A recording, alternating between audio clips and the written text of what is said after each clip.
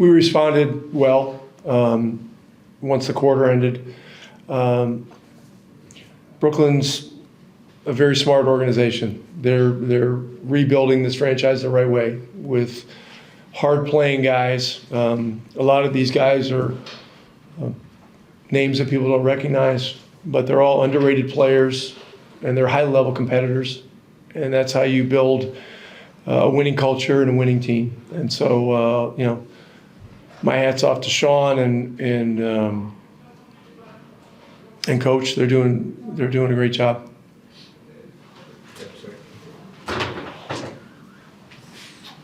We talked about Bennedict Mathurin last time. It seemed like another day. He was taking a lot of smart shots, smart drives, stuff like that. Well, look, this is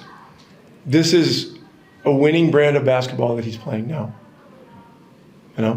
He's learned some things. He's realized some things. He and I have spent a lot of time talking about it and watching things. If he's willing to run and take open shots, avoid the temptation to drive into crowds and try to draw fouls, and play tough, hard-nosed defense. I mean, that's a winning formula for a young player. And he's put together 3 solid games. And I thought tonight he had a lot of timely buckets. He had some very good passes that were pretty simple in nature, but probably very underrated given the situation. He's just got to play a simple game. How important is that just TJ steal to start the fourth base? I mean, those are always momentum-changing plays, when he gets a steal in the backcourt. But how important was it to have that one at that time to kind of get you guys back? It put it back up to, I think, 11. It was an and one, and it snatched a little of the momentum back from the building and the crowd and their team. And look, this is a game against these guys is not going to be pretty. It's going to be competitive. It's going to be physical. There's going to be a lot of conversation with referees about what are fouls and what aren't. But the referees called a consistent game, and we did a good job of getting in the bonus both halves. And that's something that we're doing a better job of. Just to continue on that, the free throw disparity was pretty big on you guys. I think you got 23 free throws, so they're 11. What do you think you did well in terms of getting yourselves in the bonus? Well, we did a better job of getting into the bonus and avoiding the penalty than we did with rebounding. I mean, rebounding was a big problem tonight. In the first half, I think they had 7 offensive rebounds first quarter. Put a big number up in the first quarter. Second quarter, we held them to 17, I think, and they only had 2 offensive rebounds.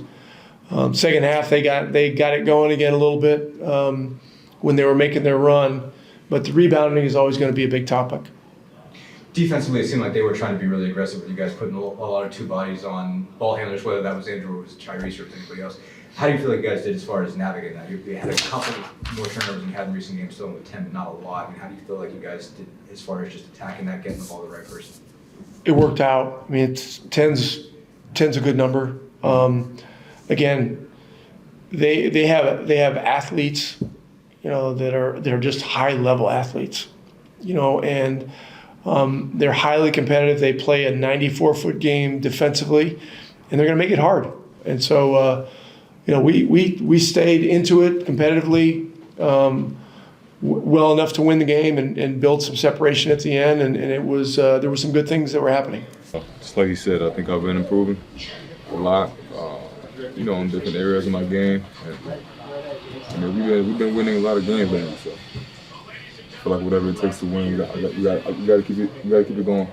What are you to kind of figure out what's a smart drive for you? Because obviously you're a guy that's always been able to score driving the basketball. It seems like you want to make quick decisions. You don't want to necessarily take a lot of time setting a guy up.